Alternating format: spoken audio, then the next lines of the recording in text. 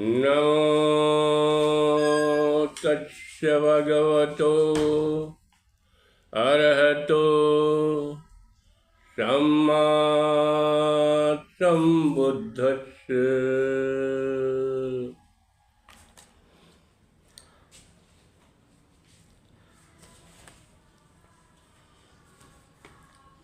आत्मा के संबंध में विभिन्न ऋषियों मुनियों दार्शनिकों का मंतव्य अलग अलग है।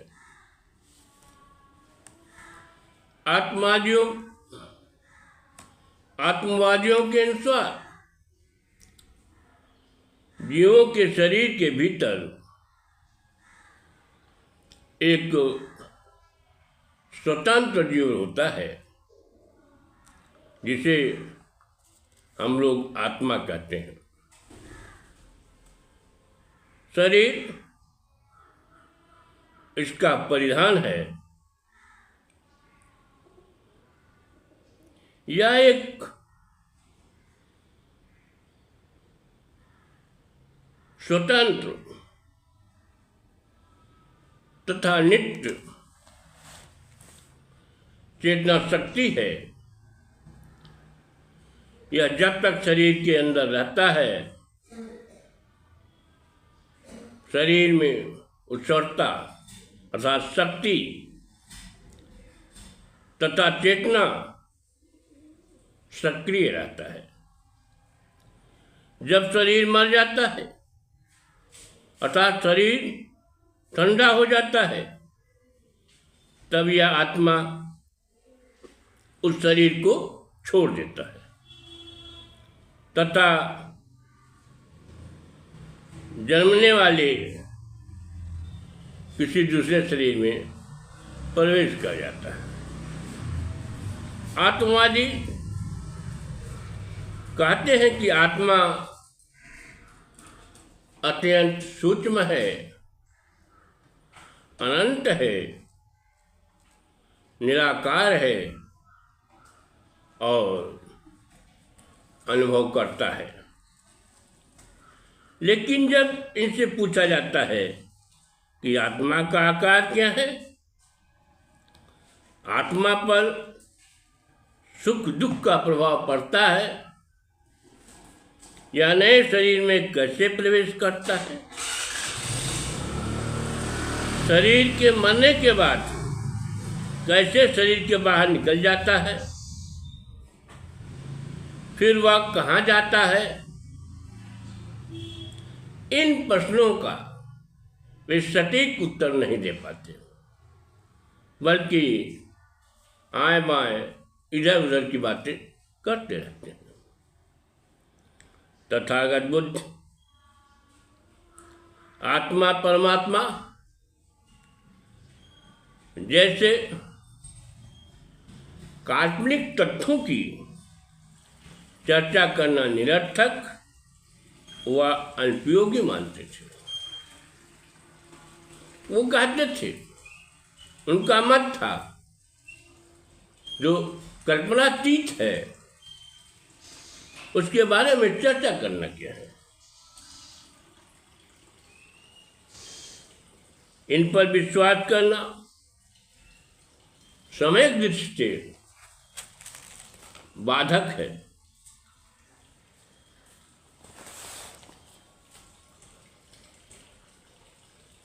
तथागत बुद्ध का मानना था कि यदि शरीर में आत्मा जैसा तत्व कोई है तो उसका स्वभाव एक जैसा नित्य क्यों रहता है। शरीर के अंदर उत्पन्न कल्पनाएं, विचार शक्ति, ज्ञान, अनुभव तथा शारीरिक क्रियाओं में विषमता उत्पन्न नहीं होती।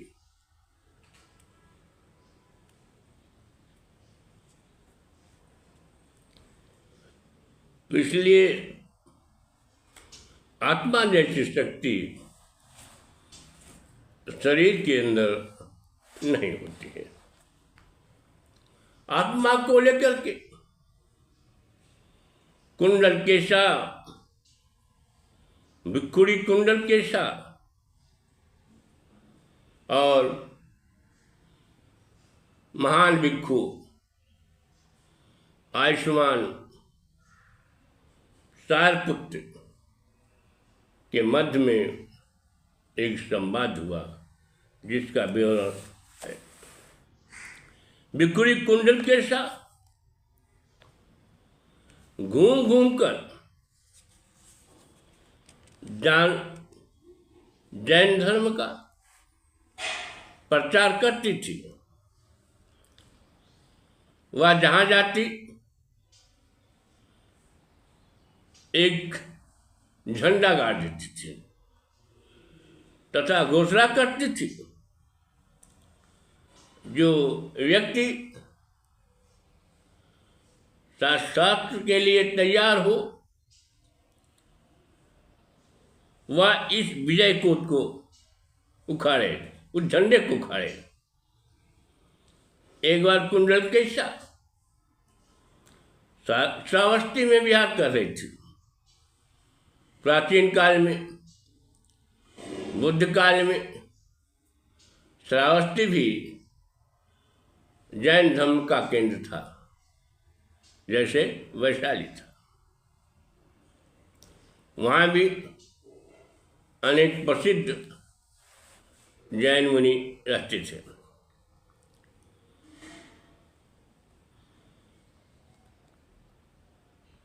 जब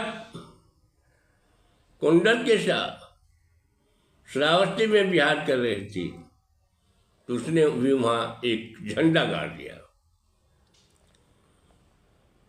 जिसे कौतूहलवश भिक्षु सारपुत्र ने उखाड़ कर सीधे जीतवन लेकर चले आए। उनके नाम पता पटहेरा, तो यथिमाख उठी मन थेरा, तो लगावत सो तहराई, रूप से वाद विवाद बढ़ाई। जब कुंडल केशा ने लेख पटल पर सातपुत्री का नाम पता लिखा हुआ देखा तो वह अपने मन में बहुत क्रुद्ध हुई। पता लगाते लगाते वह जेतवन आ गई और उनसे विवाद बढ़ाते हुए साथ साथ वाद विवाद करने लगे। मैं यस सुनहु न देखूं सुधी, तुम सब आत्मवाद विरोधी। चेतन जीव शरीर न कोई, देह सचेत जनाए कि कोई। भिक्खुड़ी कुंडल केशा ने कहा, मैंने पूछकर तो नहीं देखा, पर ऐसा सुना है कि तुम लोग आत्मवाद के विरोधी हो। लेकिन अगर शरीर में कोई चेतना, आत्मा या जीव न हो तो क्या कोई शरीर चेतन दिखाई पड़ता है? देह शरीर ही जो चिन्मत्ता, मान ही बुद्ध सचेतन सत्ता। काय ही संग विनाशति सो, देह अभंगुर जीव न को। भिक्षु सारपुत्र ने कहा, जो शरीर को चेतना प्रदान करता है, ऐसी चेतना का सत्ता अस्तित्व तो बुद्ध मानते हैं, लेकिन वह चेतना शरीर के नष्ट हो जाने के साथ ही विनिष्ट हो जाती है, नष्ट हो जाती है। शरीर में कोई ऐसा जीव नहीं होता जो शरीर के नष्ट होने के बाद भी नष्ट नहीं होता है। काय ही संग जीव अवसाना, तुम यश पायहु कौन प्रमाना। नीर जरे जिम खेच नजरई, गात मरे तिम जीव न मरे। भिखुरी कुंडलकेशा ने कहा, तुम्हें ऐसा कौन सा प्रमाण मिला है कि शरीर के साथ जीव भी नष्ट हो जाता है। जिस प्रकार घोंसला जलने से पक्षी नहीं जलती, उसी प्रकार शरीर के मर जाने से जीव भी नहीं मरता है। साँझ प्रात उड़िया वहीं जाई, पाँख नीरते भिन्न लखाई। तनते भिन्न न जीव लखावे, देखस होई तो कोई बवावे। भिक्षुपाद ने कहा, पक्षी तो घोंसले में अलग दिखाई देते हैं, क्योंकि सुबह शाम घोंसले में रहते हैं, आते जाते हैं, लेकिन शरीर से कोई अलग जीव दिखाई नहीं देता। अगर किसी ने भी देखा है तो बताए। सूक्ष्म जीव लखाय न परही, शोषण तनु संग तथापि न करई। नित्य निरीह अमर अविनाशी, जीव चराचर घट घट वासी। कुंडलकेशा ने कहा, जीव यानी आत्मा सूक्ष्म है, वह दिखाई नहीं पड़ता है, तो भी वह शरीर के साथ नष्ट नहीं होता, क्योंकि वह नित्य है, निष्काम है, अमर और अविनाशी है। जीवचर और अचर प्राणियों के हृदय में निवास करने वाला है। तरुवर डार पात फल फूला, अहि अनंत नित्य समूला। मूल समेत सवै तरुअंगा, अहि अनित्य बिटब के संगा। बुद्धिमान सारपुत्र ने कुंडलकेशा से पूछा कि वृक्ष की डालियां, पत्ते, फूल, फल आज जितने भी अंग हैं, वे सब के सब अनित्य हैं और स्वयं वृक्ष भी अनित्य है। कुंडलकेशा ने उनके बातों को समर्थन किया। करहु विचार बहुर मन माही, नित्य अनित्य की तरुवर छाही। सार रहित जिम मृग जल माया, और निपल अनित्य है तरु छाया। भिक्षु सारपुत्र ने फिर पूछा, अब थोड़ा फिर से अपने मन से विचार करो कि वृक्ष की जो छाया है वह नित्य है अथवा अनित्य है। कुंडलकेशा ने बताया, जिस प्रकार मृग जल का प्रपंच सारहीन होता है, उसमें कोई तथ्य नहीं होता है, उसी प्रकार वृक्ष की छाया भी सारहीन है और बिल्कुल अनित्य होती है। डार पात फल फूल समाना, अंग कलेवर इंद्रिय नाना। छाह समान ही चेतन सत्ता, ताहि वृथा किम देव महत्ता। भिक्षु सारपुत्र ने कहा कि जिस प्रकार वृक्ष की शाखाएं, वृक्ष के डाल, पात, फूल, फल होते हैं, उसी प्रकार शरीर के अनेक अंग होते हैं, इंद्रियां होती हैं, जिस प्रकार विष की छाया होती है उसी प्रकार शरीर में चेतना होता है। तो फिर उस छाया रूपी चेतना को तुम इतना महत्व क्यों दे रही हो? पेख न सपनहु पावहु जाई, पुण्य किम नित बतामहु ताहि। मूढ़ विचार मगन तहि वेरा, दई न सकी कछु उत्तर तेरा। हे भिखुणी, जिसे तुम स्वप्न में भी नहीं देख सकती उसे नित्य कैसे बता रही हो? सारपुत्र की बात सुनकर भिखुड़ी गहरे विचार में लीन हो गई। उस समय वह कोई उत्तर न दे सकी। देख परत दीपक जलत निज अंगन के मेल, अहै अनित्य के मित्र से दीपक बाती चेल। भिक्षु सारपुत्र ने कहा, अपने सहायक उपकरणों दिया, बाती तथा तेल के योग से जो दीपक जलता है या जलता हुआ दिखाई देता है, वह दीपक और उसके सहायक दिया, बाती, तेल सब नित्य हैं अथवा अनित्य हैं। किन्नवादि विलंब विशेषा, दीन उत्तर यश कुंडल केशा।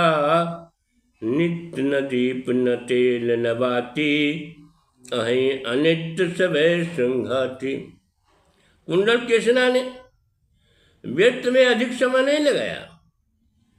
उसने उत्तर दिया कि न दीपक नित्य है, न तेल नित्य है, न बाती नित्य है, बल्कि दीपक व उसके सभी सहयोगी अनित्य ही हैं। दीपक में ये सुंदर दीप शिखा चमकती है और संसार को प्रकाशित करने वाली है, वह भी नित्य नहीं है, वह भी अनित्य है। दीप शिखा निजिम दीपक भासे, तिम तनु जीवन ज्योति प्रकाशे। मंगुल दीप शिखा जिम होई, जीवन ज्योति लहे गति सोई। भिक्षु सारपुत्र ने तब कहा, हे कुंडल केशा, जिस भांति दीपक में दीप शिखा प्रकाशित होती है, जो तेल, बाती और अग्नि के मिश्रण से उत्पन्न होती है, उसी प्रकार शरीर में जीवन ज्योति प्रकाशित होती है। और जिस प्रकार तेल, बाती के खत्म होने से दीप शिखा नष्ट हो जाती है, उसी प्रकार शरीर के खत्म होने से जीवन ज्योति, जिसे तुम आत्मा कहती हो, वह भी नष्ट हो जाता है। दीप शिखा सम दमकट देखी, जीव ही देह महत्व विशेखी। पेख न पावहु परस न जाही, पुन किम नित्य बतावहु ताहि। दीप शिखा के समान चमकते हुए देखकर तुम जीव को विशेष महत्व देती हो, पर जिसे न देख सकती हो, न छू सकती हो, फिर उसे नित्य कैसे बता रही हो?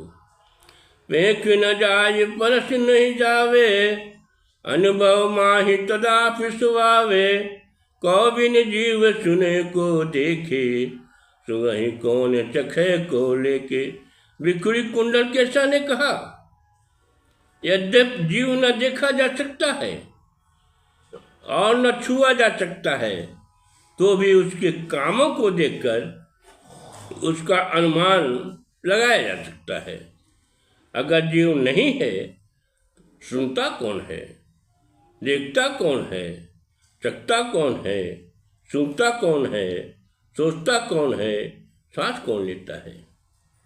रुधिर प्रवाह बहे कि में आयु, कौन करे सब कर्म करापू।